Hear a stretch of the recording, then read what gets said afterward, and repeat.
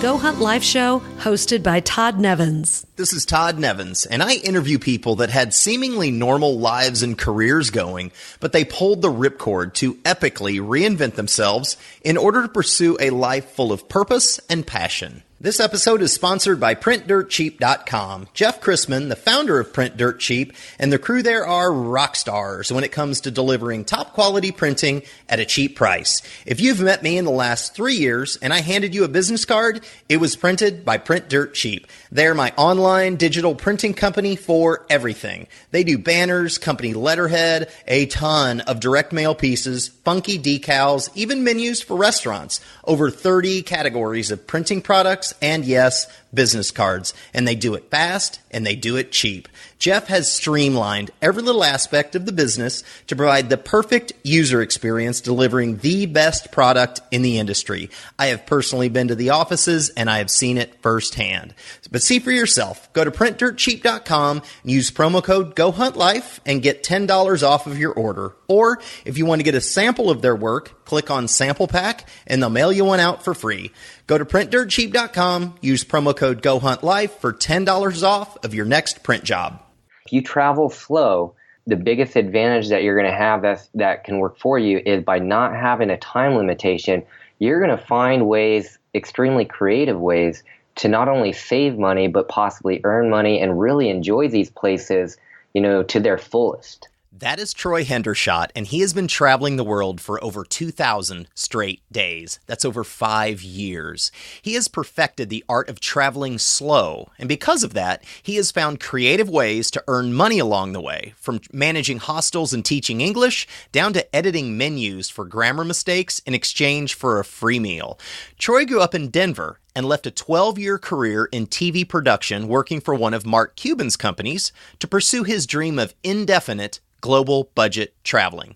We also touch on the fact that he was born in South Korea, was adopted by his family in Denver, and how he's woven his travel into a search for his birth mother. I actually speak to Troy, ironically, while he was passing through Seoul, South Korea, and we talk about how that city deals with being less than 50 miles from the border of North Korea. And something else that you will learn is that early on in his travels, he decided to ditch the travel books and rely completely on recommendations from people that he meets along the way. And at the end of our conversation, he lists his go-to travel hacking tools that he uses to get from one place to another on a limited budget, and the sites that he uses to find work and volunteer gigs. My conversation with global budget traveler Troy Hendershott starts right now. Troy, thank you for jumping on the show today. Well, thank you, Todd, for having me. I really appreciate it. First, we have to give a shout out to a mutual friend of ours, Michelle Messenbrink, for bringing us together. Absolutely. Where are you at today, and describe your view if you were to walk outside? So today, I am actually in Seoul, South Korea.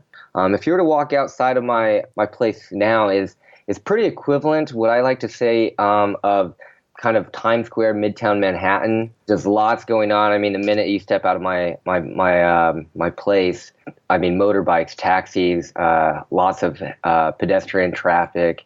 How old are you? Are you married, and do you have kids? So, Todd, I'm 35 years old, never been married, and no children. And what is your profession and primary ways that you earn a living? So right now I'm working as an English tutor and business consultant, but primarily I've been focusing on the business consulting side, working with various business professionals and executives. Many of them vary from a range of different industries, everything from the tech industry to medical, to government jobs and government officials here in Korea. But you were not always doing this. You are originally from Denver, and you have been traveling for the last 5.5 years, over 2,000 straight days of a full-time global budget traveler with the motto, no specific direction, no plan, no time limitation, just adventure. Take me back, though, before that was your motto. Back in 2011 and 2012, where were you living and what were you doing as a profession back then? So back then, I was living, of course, in Denver, Colorado, and I was working as the program manager for HDNet, which has now been rebranded to Access TV. So that's what I was doing back in 2011, 2012. Mark Cuban's company. Exactly, Mark Cuban's company. All right. So I was there from kind of the beginning back in September of 2001 when they launched the network.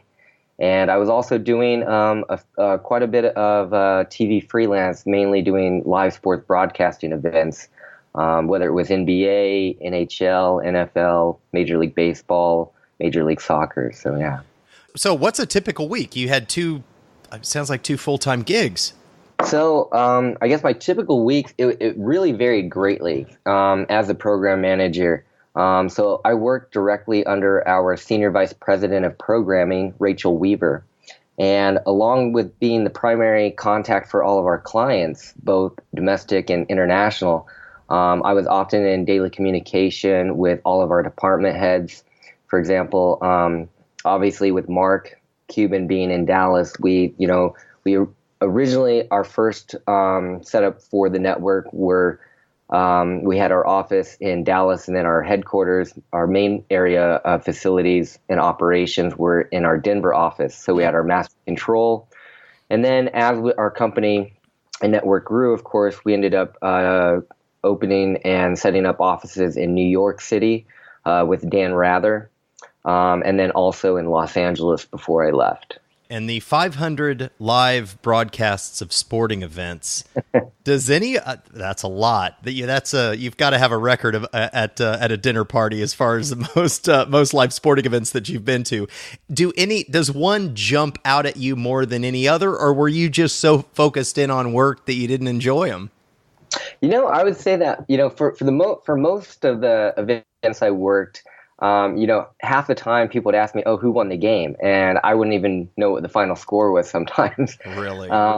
But as far as, ones that do stand out, I have, I guess, just a few. I'd say one was, being there back in 2001, working Game 7 of the Stanley Cup Finals was something extremely surprising. I'd barely been into a year of broadcast television, and having the opportunity to actually be at a Game 7 Stanley Cup Finals and it being in Colorado was something really exciting. Avalanche won. Exactly, and that was the year that Ray Bourque got his championship. Man, you were young. You had a great gig going. You really did. When did the thought of ending it begin, leading up to March 2012 when you ended that part of your life? When did that thought process start? I guess I would say it started pretty young. I had always kind of had a sense for wanting to travel, and even from as early as kind of teenage years or just before my teenage years. But of course, we're kind of all told, the thing to do, of course, is, you want to get good grades in high school. You want to do that in order to get into a good university. And then you want to get a career going and start saving up and be prepared for a family and 401ks and all of that stuff. But I guess for me, when I really made that decision was I did a trip in 2010 to Australia with a friend. And I ended up meeting some other backpackers that were there traveling for various long periods of time. And I actually had experienced my first backpacking trip when I was 21. I went to Europe by myself, and that taught me a lot in preparation for this. And then I want to say maybe put that dream of traveling around the world on the back burner and kind of focus more on finishing my degree, working full time and going to school. And then when I was kind of completed that and I was continuing to work professionally, I kind of felt like I kind of almost forgot about that idea and that dream. And in 2010, when I was in Australia and I met several other backpackers that were traveling for, 8 months, a year, over a year, it kind of really, I guess, re-sparked that interest. So when you came back in 2010, was your intention to leave 2 years later? It wasn't necessarily right then, but it started, I guess, opening that door to really making me kind of think about what I wanted to do when it came to pursuing my dream of wanting to travel around the world. And so I think that what I started to do without at that time making that full commitment was I started becoming more of a minimalist. For example, I started to limit some of the excessive expenses that, I would do. For example, just, buying clothes, and, any other more expensive things like upgrading, televisions in my house or other electronics, for example. Did you own a house? Like what were your possessions at that time in 2010? So in 2010, I actually am quite a bit unique when it comes to not only my professional experience, age, and everything, but again, like we kind of talked about, working in broadcast television for 12 years from October of 2000 to March of 2012. Well, in 2002, I actually purchased a home in Denver, Colorado at the age of 20, which I still own to this day. And then I had, I guess, the normal, other material possessions. So I only had one car and, clothing and furniture, stuff like that for all of my house. So you had to whittle down, though, your personal possessions. You left with nothing but a backpack, correct? That's correct. Yeah. All right. So get me down to that backpack and the day that you resigned. Like, I'm trying to, for some takeaways of people that are like, man, I'm following Troy's footsteps, but I don't really know what the first steps I should even take. How did you get from that 2010 moment of I'm going to make this happen one way or another to settling down to a backpack and resigning from your position? It was kind of a difficult decision in some ways, because I'm thinking, I'm at kind of the peak of my career at the age of 35. I'm the program of a network, and I've worked really hard to get to this position professionally. And I knew that if this was something that I wanted to pursue, that there was going to be, to me, I guess, two kind of big things to really give up. And one was going to be, of course, my professional career. And the other was going to be saying goodbye, in a sense, to my very comfortable 4-bedroom house. But, my career was something that, again, working really hard, starting out at the age of 18. And I got to give Philip Garvin a lot of credit for, taking that sort of risk and chance, hiring an 18-year-old kid. I was in my first month of college, and he asked me, where I saw myself in 5 years. And at that time, I had no answer for him. And I was very honest, and I told him that.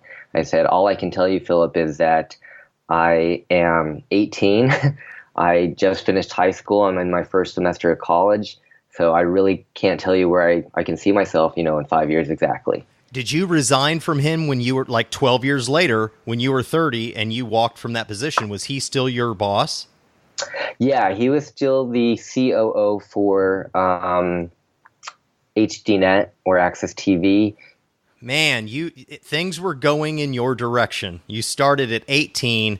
Philip was a mentor. He gave you a shot, and you had been there 12 years. How do you break it to him that you were going to completely go in a different direction, sell everything down to a backpack, and travel? How does that conversation happen? It first started actually with my direct boss, our senior VP of programming, with Rachel Weaver. And normally Rachel's office, her door was always open. So the day that I had actually circled on my calendar, and for the longest time I had the date of November 1st, 2011 highlighted and circled. But it was funny, for all the people that came into my office over that time, no one ever actually either paid attention or actually asked me why I had that specific date highlighted.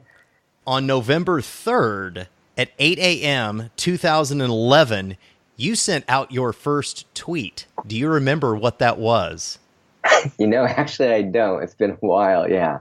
It is. My very first blog is up for all to read. Enjoy. Schmerm Merm. With no link to your blog. I think what I ended up doing is I ran out of characters, and I think that what I had done is, again, because I had been doing preparation since anywhere from 2010 to, of course, 2011 is when I really, I think, made that commitment to saying, you know what, I am going to be quitting my job. And I began letting my family first know about this, and then really close friends. And I said, listen, this is a really big secret. This is probably the biggest secret that I've told any of you. And I said, I know that some of you may want to tag me on social media and other things, but I need you guys to keep this a secret because I want to try to spend time with all of you as much as possible. And it was tough because I was kind of keeping this huge secret under wraps from work because I didn't want them to kind of freak out, I guess, in a sense. It's March 2012, and you're stepping on the plane, leaving. Where were you going? You've pulled the ripcord, and you're out. Where are you going first? So pulling the ripcord, the first destination was a one-way ticket to Belize. Belize? Man, I would not have guessed that. Okay, why Belize? I had already traveled Mexico in the past, and so I felt like starting out in Central America and beginning in Belize was kind of a good starting point. And I think, for one of the reasons is that I knew that by beginning in Central America, not only were the countries small, it was an inexpensive region, and you had a common language was the main thing throughout that region of Spanish. So that's where I first started out. And you mentioned it. I mean, it's a little bit less expensive. What was your plan to pay for this? Like you didn't have income coming in, although you did have your house for rent, correct? You were renting that out in Denver? Yeah, I was. But I actually, since the entire time of renting out my house, I've actually never used any of that money to continue to fund any of my travels. How were you going to do it? Savings then? Yeah, so savings. And how many years or months did you have of savings to keep going? With that, I really didn't have any specific set amount of time. So to be honest, I was really living kind of on faith in a lot of ways, not sure when that next paycheck may come, not sure how long, this amount of money may allow me to continue to travel. Even for me at that time, I was thinking, is this going to be enough, to last more than a year? Is this going to be enough to get me between continents, for example? So I was, again, that was the first time in my life that I actually haven't been working. I've always kind of had a job from high school into going into college, into my professional career.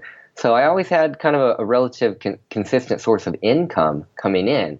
So it was a really big, dramatic change, of course, kind of feeling of anxiety and worry a bit when you're looking at your accounts every day and your money is dwindling down and you actually have nothing, replenishing that.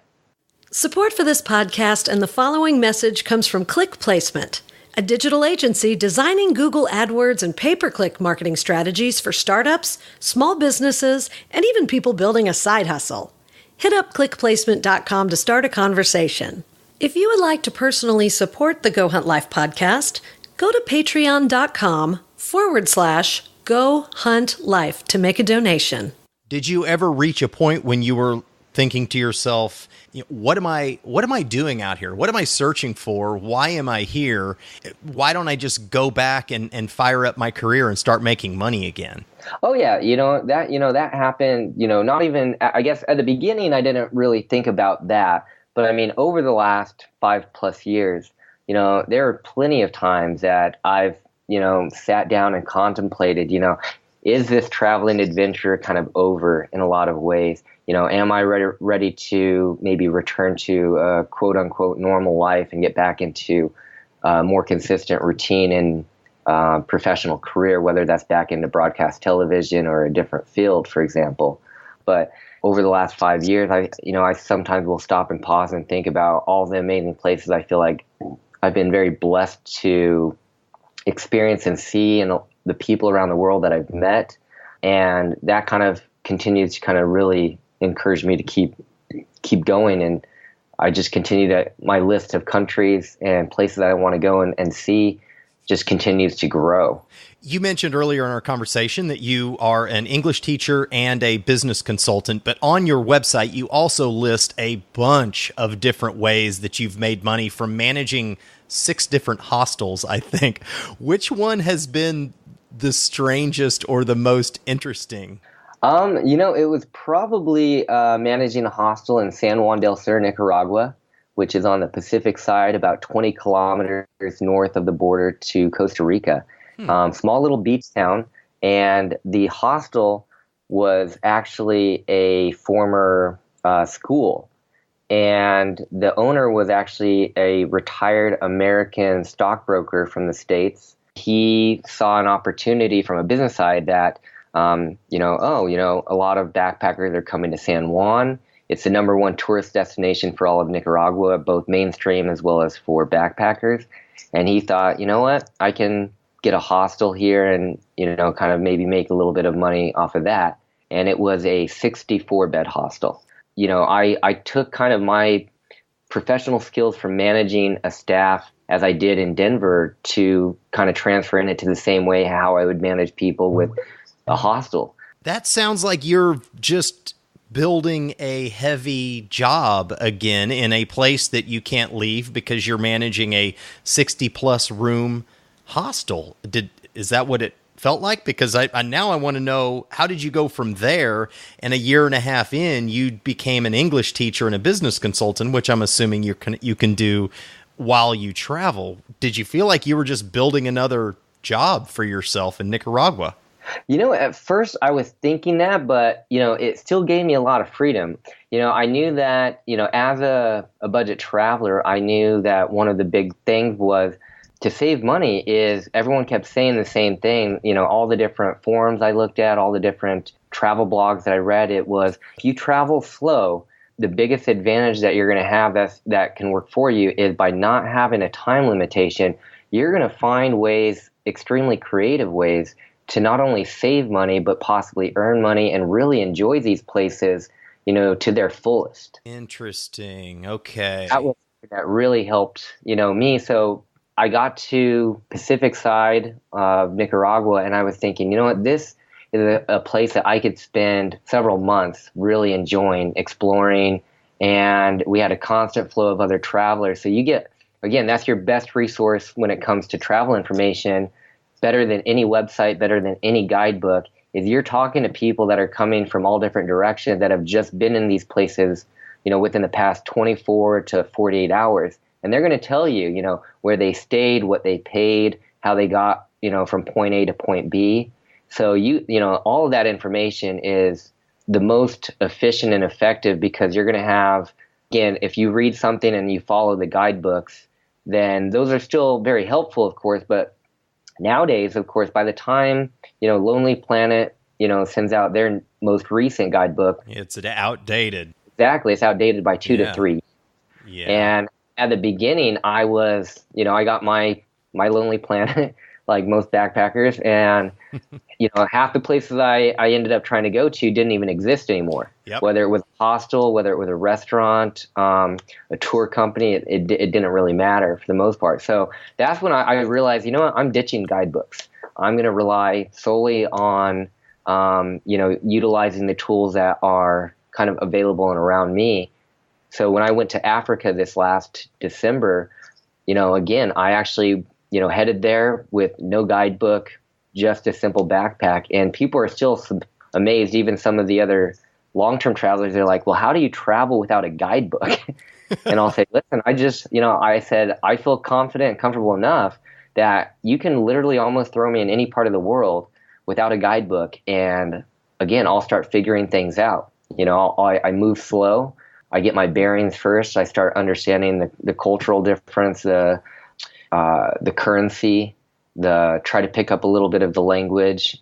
And then, again, by having that freedom of not having a specific time limitation, I can, get to an area and take my time getting more familiar with either that country or that region of the world. Okay, so as you're moving slow, as you're traveling slow, you're also, I'm assuming you're building building your professional as an English teacher and a business consultant, or like you mentioned that you do that now. How does that happen in conjunction with traveling slow and dealing with all of the travel stresses and no Wi-Fi and just getting lost and you're culture shocked and all of those things? You don't know the language yet. How do you build English teacher, business consultant income into your life while doing that? Again, I guess one of the biggest advantages that we have as not just Americans, but coming from a native English-speaking country, and with English being the kind of international communication language, right there, that really opens up a lot of opportunities. Sometimes, I would do something on either a volunteer basis or in sort of barter or exchange, whether it's helping out a restaurant with saying, listen, like I looked at your menu here and I noticed that there's a lot of spelling errors and a lot of grammar problems here. So, so I might just ask them and say, listen, would you like me to maybe just take some time and I can actually, either, help correct a lot of these, spelling errors and sort of confusion for other foreigners, and in exchange maybe for a free meal or whatever. So I always tell people that one of the ways also to kind of save money with your travels is, it never hurts to ask, because again, the worst thing that they may say is no, of course, whether that's negotiating with taxis, asking about, volunteer opportunities, trading or bartering for work, whether it's for pay or for just helping with your own daily budget, for example. On your website, rtwexperiences.com, which is round the world experiences.com, you have travel statistics, over 2,000 days traveled, 48 countries, longest bus ride, 19 hours, lowest temp, -17 Fahrenheit, highest 109, waterfalls 31, sporting events 6, after seeing over 500. That is hilarious that you've only seen 6 sporting events in 5 years. Yeah. Jeez. So what is the one thing it's a long list of the places that you've been to, modes of transport, quotes. What's the one thing that you're most proud of on that list? That's a tough one. I guess probably, whenever I look and see the number of days that I've traveled, it still amazes me in a lot of ways that after reaching my 2,000 day of traveling and living abroad, that was something that I was really, I guess, proud to have achieved. And then I think the other one, of course, is also, the longest bus ride of 19 hours in Peru, because I know that for a lot of other, I guess, whether it's other travelers or people that, whether it's traveling for leisure, traveling for business, I always hear people complain about, oh, I have an 8-hour flight, or I can't believe it's a 10-hour flight to Europe. I want to go to Europe, but being 10 hours on a plane, that's just like hell, for a lot of people. Right. And I say, listen, I know that sounds awful, but I will take a 14-hour flight over a 19-hour bus ride any day. Any day. Yeah. Yeah, you can top that easily. Well, so if my math is right, you put on this list 429 places you've slept or called home. That means that you're moving on average every 4.5 days. Is that, like, how do you manage that level of disruption? Is that right? Well, that's a little, that can be in some ways a little bit, I guess, deceiving. The reason that I kind of put that there was, I guess for me, when I left, I knew that I wasn't going to have necessarily a permanent place to be living. So I considered myself kind of more as a vagabond in a sense. So whenever I've added, to that statistic, it's not that I'm actually moving every 4.5 days on average. It's more the fact that I might show up in a town and stay at a guest house or a hostel for 2 nights, and they might switch me to another room, or I might switch to another place, but I actually haven't really left that town or that city. Okay. And so for me, what I consider that number of being places that I've called home in a sense. I mean, some of those places have been overnight buses, sleeping in airports, Yeah. sleeping outside of airports, camping, overnight flights even. So anything that I guess I would consider sleeping overnight is what I would consider. That's where I'm calling home for right now. Got it. All right. So currently you're in Seoul, South Korea. What is your biggest monthly expense now? And what like on average over the last 12 months, what's a typical monthly budget that you're able to stay under? So I guess first of all, with the budget aspect, that really varies based upon where I end up deciding to travel and for how long, the time of year, and how long I might be going to that country for.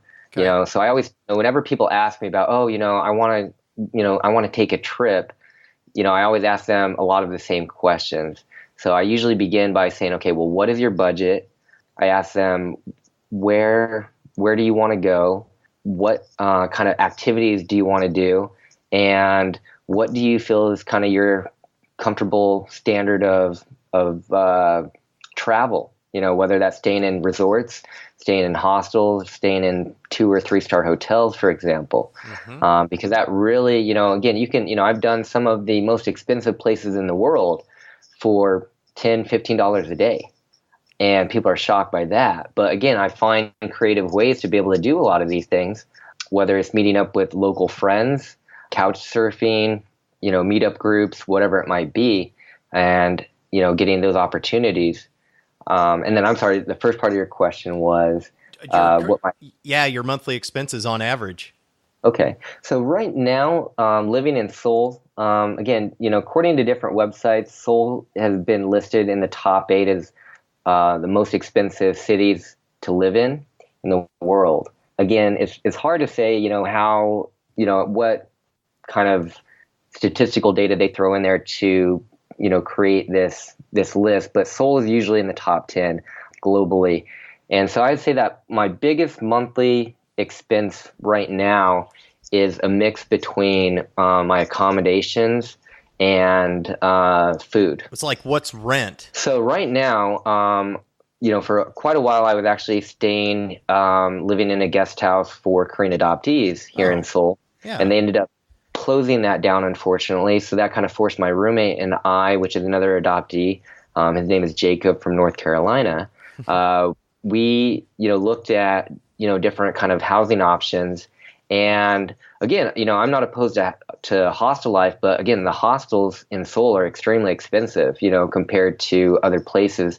And so it was going to be cheaper to either stay at what we call goshiwon, which are mainly for students, which is you're renting basically the size of a closet. It can basically fit a twin-size bed. There's a tiny desk, and that's it. That's the room. And then you'll have communal showers, communal toilets, and communal showers. How much does that thing cost a month?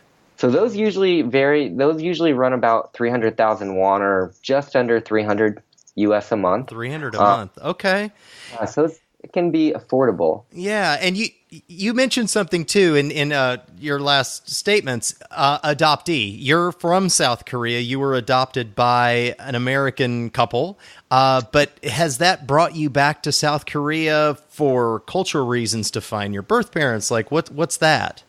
Yeah, actually, before I actually left to begin my travels, and even, I guess, fully committing to leaving my career back in the States, is I want to say back in 2010, is when I became a little bit more curious, and I kind of stumbled across different videos of other adoptees that had reunited with their birth family. And one statistic I was really surprised by is that since the Korean War, ending in a sense in 1953, even though North Korea never signed the armistice, so between 1953 and about, I would say, the mid-90s, early 2000s, you had the largest number of international adoptions coming out of South Korea, where you had over 220,000 children being adopted to families in the United States, Canada, Australia, New Zealand, and Western Europe primarily. Okay. And so, for example, you have between 5 and 6,000 adoptees from around the world that come back to Korea every year, whether that's short term or long term. Okay. Well, anyways, I actually started working with an organization, and I began the process for searching for my birth family, and that took nearly 2 years. And then when I set out to travel, that process was still happening. And I knew that from my research and kind of talking with other people that, some it takes, years, some it may never happen. And so I was okay with kind of both decisions. And then I remember as I was traveling, I got an email from the organization that I was working with in the US, and they told me that they felt that they had found and located my birth mother, and that they wanted to see if I'd be interested in actually meeting her.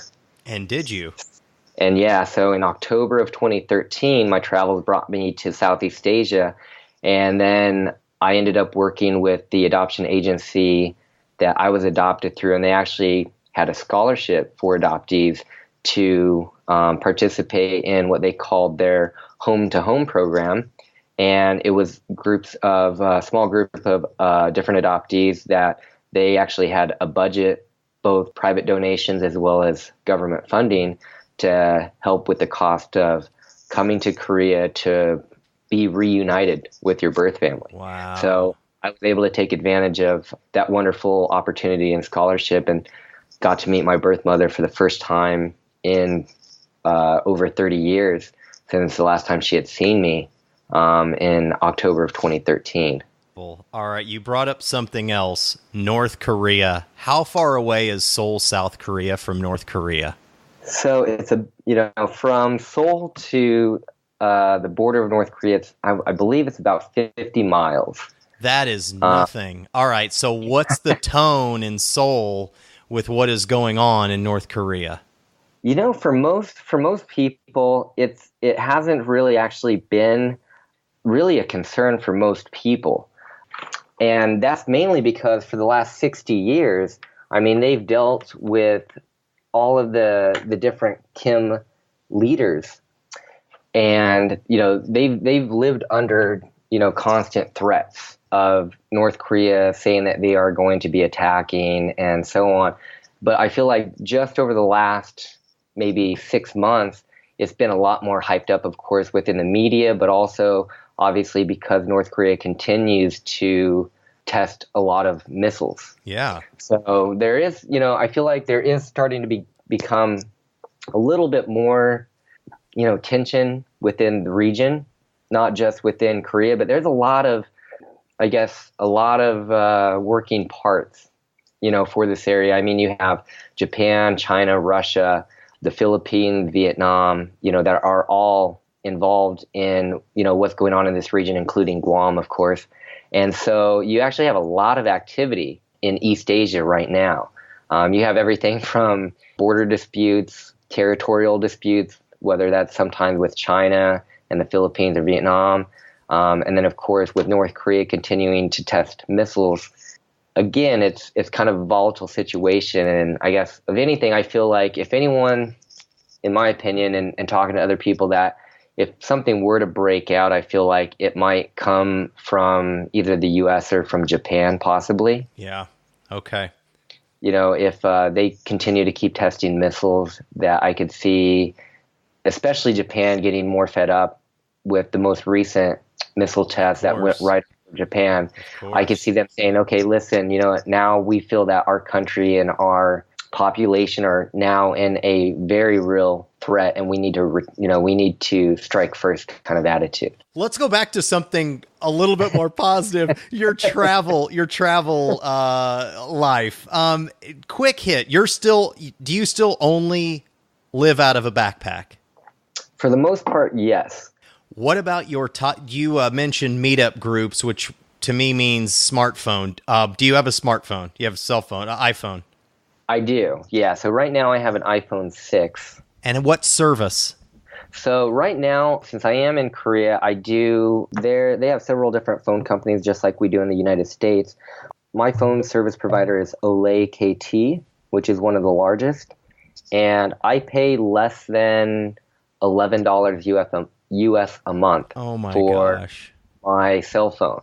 And the reason being is to make it so cheap.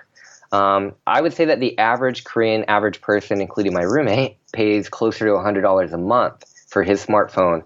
And the reason that I choose to go a much cheaper route is I do prepay each month, and I do the minimum for calling, which is about less than $5 a month in order to keep a consistent Korean phone number. And then I pay less than $7 US for the data plan. And the reason that I pay for the data plan, which allows me 500 megabytes, which I know most people would say, oh, that's not nearly enough. Well, the reason I pay that is that gives me access to the Olay network for free Wi-Fi. So I'm able to actually have Wi-Fi on the subway and through most of the city around Seoul. Travel hacking. What are your top apps or websites that are your best go-to travel hacks? First of all, as an American, using the U.S. State Department travel website. So whenever I start looking at what country I want to go to, what I call them are research days, and I will spend some time looking to see I'll start there and see what the entry and exit requirements are as an American citizen going in. Okay. And visas. what my visa, do I need to get a visa ahead of time? Can I get my visa on arrival? And what is my allotment of days that I'm allowed to be in that country as a tourist, for example.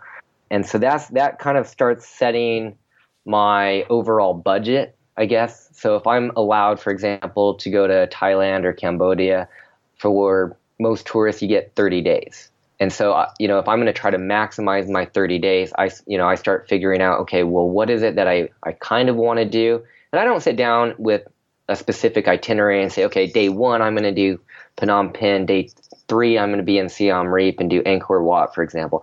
Now, I'm more concerned with, okay, if, let's look at the size of the country and how long I can be there and what the restrictions that I may have. Then some of the other websites I use are things like Skyscanner, Google Flights. I will use everything from Airbnb, Booking.com, Couchsurfing, helpx.net for volunteer help exchange, Workaway, my, list of travel websites that I'll use. And then, of course, Facebook, Sure. Another one, because, again, I've added so many friends that I've met from all around the world that they are, again, often a lot of my best resources. You've got a global community that you've built over 5.5 years. That's awesome. All right, last question. If you could go back in time and in March 2012, when you were stepping on that plane to Belize, if you could walk through the airport with yourself for 1 minute and give yourself 1 minute of advice before stepping on that plane, what would you tell yourself? I guess I would maybe try to tell myself, to just kind of, stay calm and relaxed. Don't be quick to make any quick decisions. Try to enjoy that first moment, because you're never going to get back that first day ever again. That the feelings that you're going to have, everything from the anxiety to the excitement. I mean, you just have a flood of emotions coming through.